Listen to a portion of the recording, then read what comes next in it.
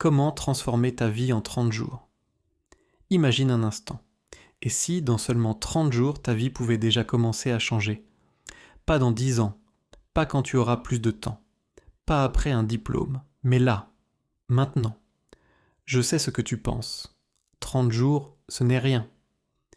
Et pourtant, laisse-moi te raconter une histoire.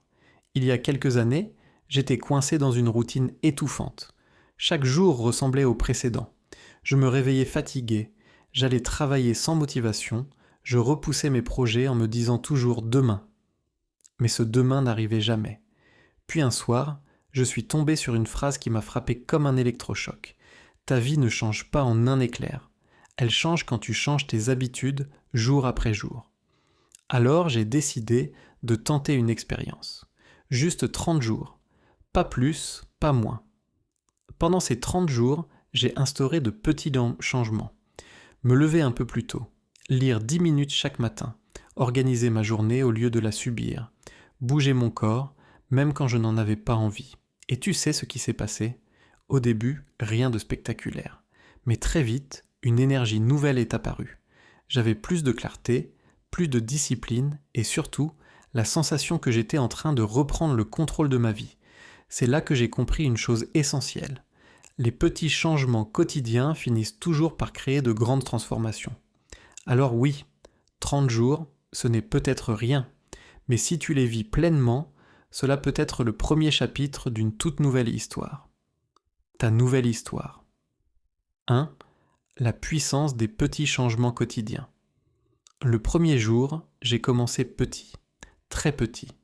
10 minutes de lecture, 10 minutes de sport, 10 minutes pour organiser ma journée. Rien de spectaculaire, rien qui mérite une photo sur les réseaux sociaux. Et pourtant, c'est là que tout a commencé. Car voilà la vérité. Les petites actions répétées chaque jour deviennent des transformations massives. Le problème, c'est qu'au début, tu ne remarques rien. Tu te lèves le matin, tu continues et tu te dis « à quoi bon ?» Mais ce sont les autres qui un jour te regardent différemment. Ils te disent « tu as changé, tu es plus concentré, plus énergique. » Et c'est là que tu réalises que la graine a commencé à germer. La vie fonctionne exactement comme un jardin.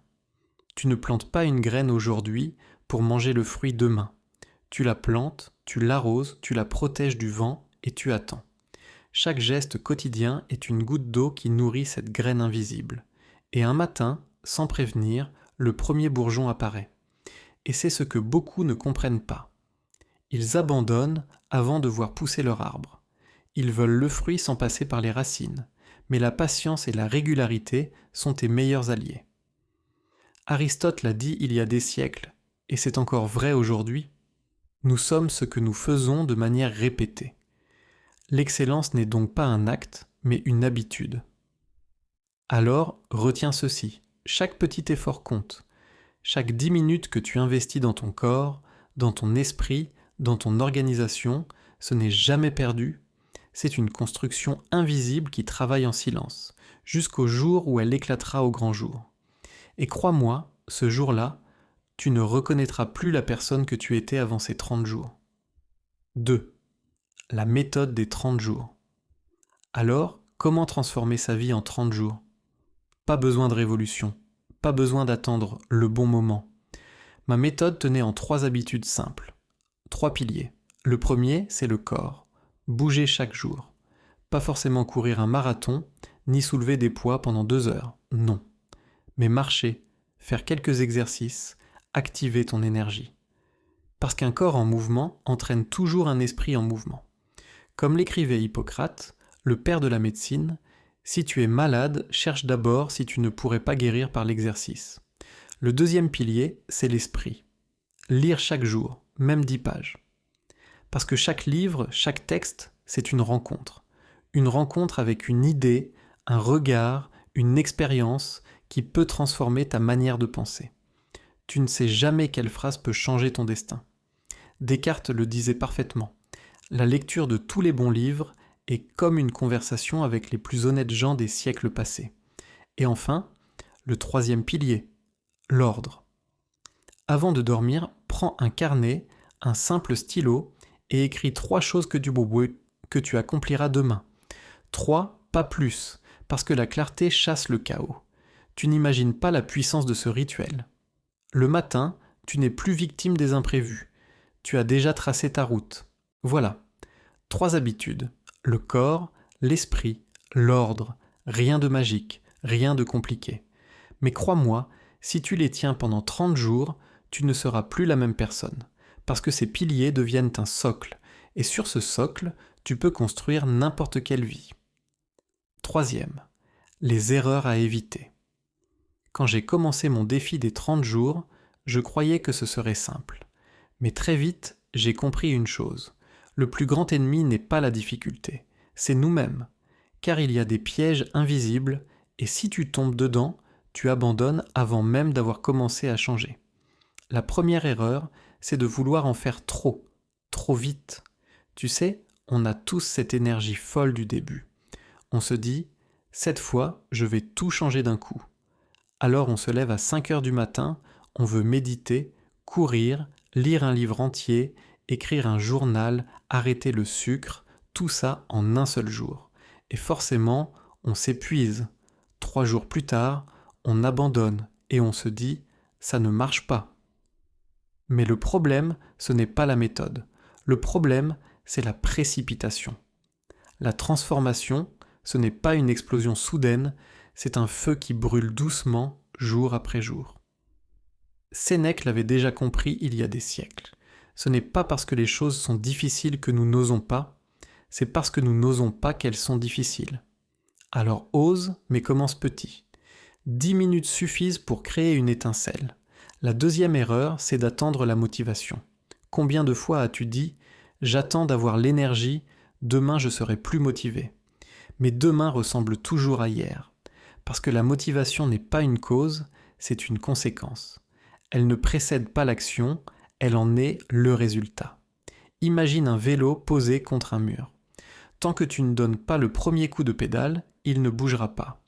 Mais dès que tu pousses, même faiblement, il avance et l'élan s'installe. Il en est de même pour toi, commence, même sans envie, et l'énergie viendra en chemin. Léonard de Vinci l'a résumé en une phrase simple. Le mouvement est le principe de toute vie. C'est en bougeant que tu réveilles ta force, jamais en attendant qu'elle vienne toute seule. Et puis, il y a la troisième erreur, être trop dur avec soi-même. Je me souviens de mon 10e jour. J'avais raté ma lecture du matin. Toute la journée, je me suis senti coupable, comme si tout mon défi était détruit. Mais en réalité, ce n'était qu'un faux pas, pas une fin. Le danger, c'est de croire qu'une erreur efface tout. La vérité, c'est que ce n'est pas la chute qui compte, mais la manière dont tu te relèves. Regarde un enfant qui apprend à marcher. Il tombe encore et encore. Mais jamais il ne se dit « ce n'est pas pour moi ». Non, il recommence. Et c'est ainsi qu'il finit par marcher. Voilà pourquoi tu dois garder en tête cette règle simple. Ce n'est pas la perfection qui change ta vie, c'est la constance. Et la constance, c'est d'avancer malgré les ratés, malgré les journées sans énergie, malgré les chutes, parce qu'au final, la victoire appartient toujours à ceux qui restent debout un jour de plus. 4e. Comment mesurer tes résultats et rester motivé ? Il y a une chose que j'ai apprise au bout de mes 30 jours. Si tu ne mesures pas ton chemin, tu oublies d'où tu viens. Et quand tu oublies d'où tu viens, tu crois que tu n'avances pas. Alors, le 30e jour, j'ai pris un carnet. Rien de spécial, juste un cahier ordinaire. Et j'ai commencé à écrire noir sur blanc ce qui avait changé. Pas seulement ce que j'avais accompli, mais ce que je ressentais. Plus d'énergie, plus de clarté dans mes idées, plus de confiance dans mes décisions.